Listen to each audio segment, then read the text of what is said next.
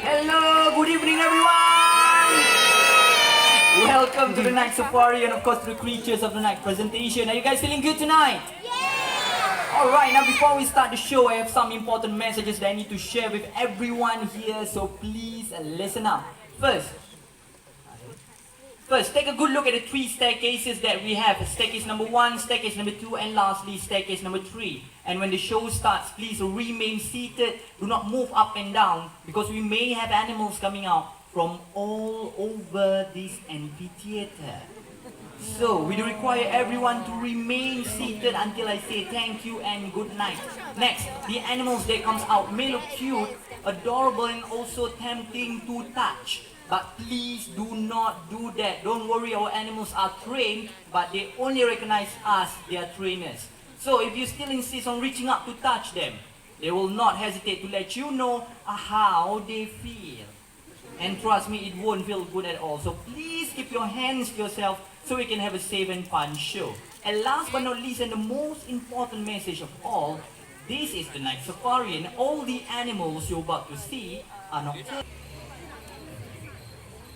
As the night falls, two worlds, one of sunlight, the other moonlight, blend into one.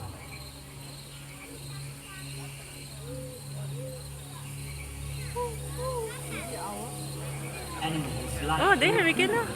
search for the last bit of food before heading home.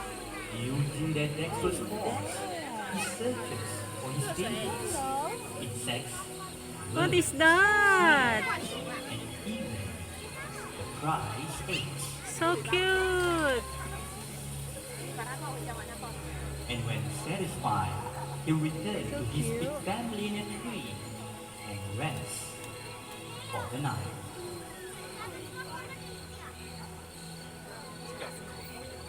As daytime animals settle down to sleep, the forest comes to life. Hidden amongst the shadows, nocturnal animals emerge from the dark silhouettes of the forest. With a body designed for speed and agility, a ghost-like marble fox appears in the forest clearing.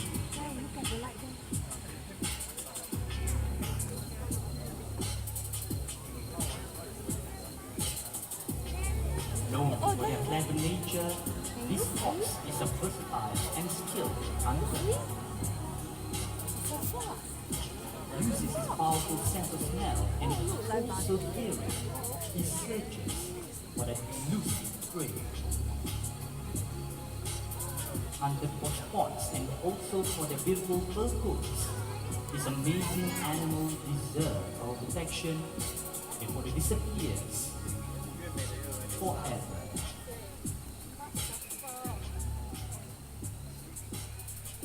Once again, a very good evening and welcome to the world of the night hunters. I often been asked, how do nocturnal animals survive in the wild? Well, all night creatures have unique adaptation for survival in the forest. For example, wait for it.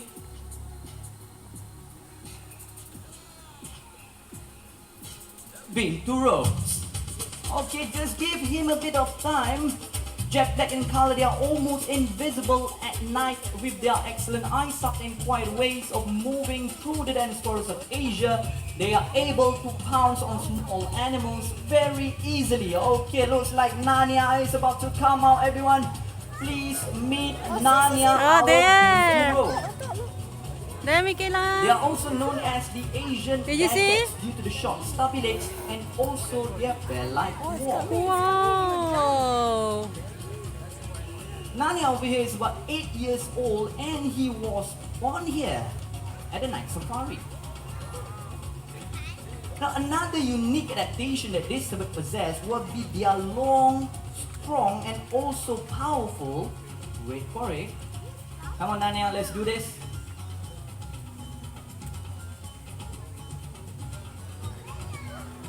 Wow. Prehensile tail, which enables them to climb on trees and hang on branches almost effortlessly, just like this. As you can see, Just now, Narnia was using his prehensile tail to support his whole body weight, and his weight is about 15 kilogram, okay? Now the female are more dominant sex in the pinprong species, weighing 20% heavier and also larger than the male. So give it up for all the ladies!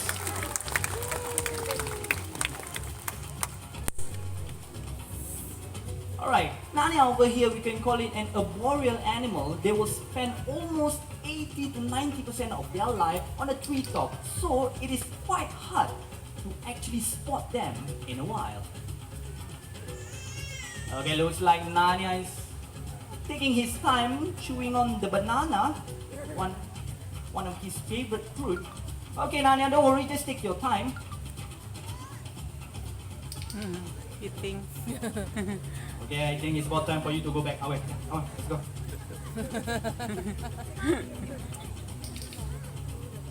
Now, pinprong, they have a very unique ability. Just because that they are so big, right? They don't jump from tree to tree. So in order to swap tree, they need to climb down and climb back up in order to go up. And they can rotate their hind legs up until 180 degrees. How about big round applause for Narnia, everyone?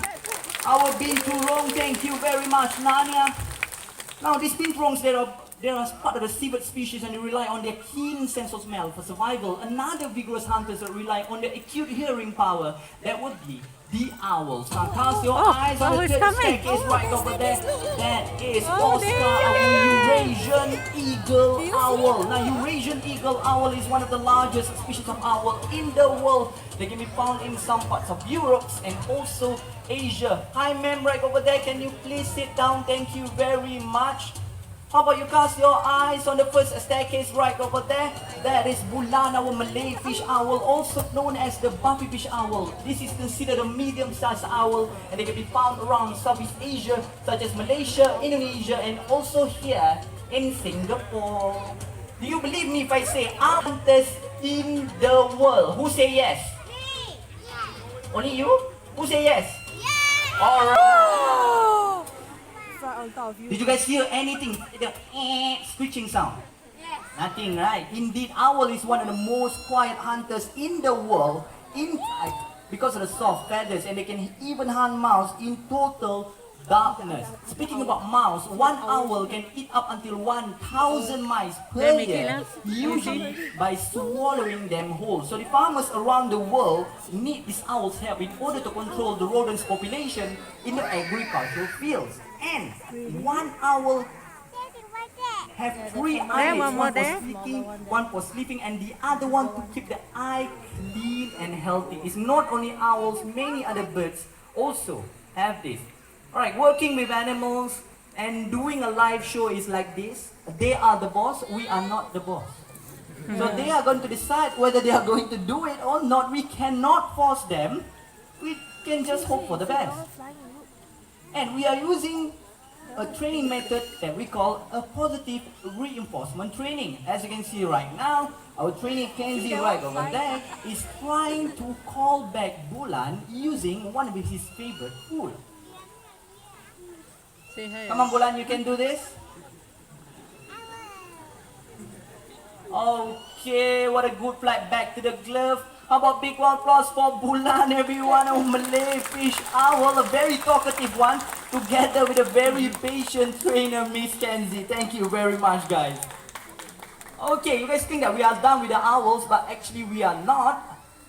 I'm gonna put a pea perch right over here. Now, before we move on, I would like to ask you guys one question. How many degrees do you think an owl can rotate its head? How many degrees? 270. 270. Anyone else? 360. 360. I heard 360, 270. Any other answers? 360. 180. Okay, 180, 270, 360. Anyone else?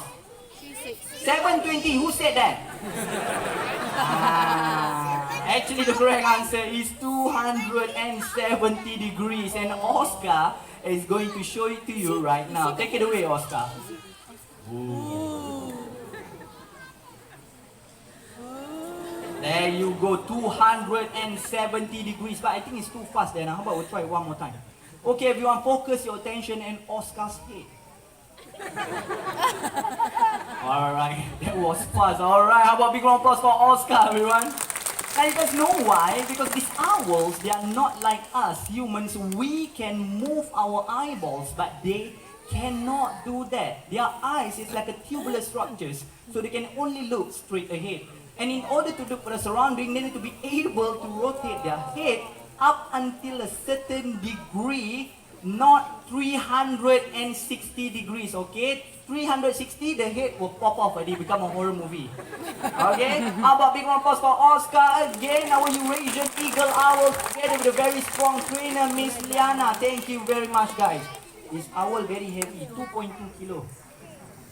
Okay, going to put the T-perch right over here. Now, owls, they're the birds of prey. Much of their hunting strategies depend on stealth and surprises. They have a very sharp and curved claws, making it easier for them to catch their prey in different environments, such as those that burrows underground, like our next animal. And for the next segment, I'm going to step down because we are going to call out the cutest member among our family. Oh, there. Everyone, please meet Foxtrot or Fennec Fox. Fennec foxes is the smallest among all canine species in the world. They are omnivorous. They eat plants, insects, and other small animals. They can be found in the Sahara Desert, Africa. Now take a good look at Foxtrot's ears. They are actually pretty huge as compared to their body size. It can grow up until 6 inches in length. Advantage for them to listen up to their prey that moving underneath the surface on the ground and also inside the crevices. And don't be fooled by the size of the tasty fox, they are actually pretty agile. Sorry. They can leap up until 1 meter in height and springing up until 1.2 meters forward to catch their prey, and even sometimes evading their predators. Let's do this one more time, Foxtrot. Alright, if you guys notice, we have a small bald patch right behind Foxtrot's back. Actually, this is a molting process that they are going through every single time. So don't worry about him, he will be beautiful in 2 weeks' time. Now take a good look at Foxtrot right over here. You think that Foxtrot is so cute, right? But this is a full-grown Fennec fox. He will be cute forever. I think it's about time for Foxtrot to leave us. How about big round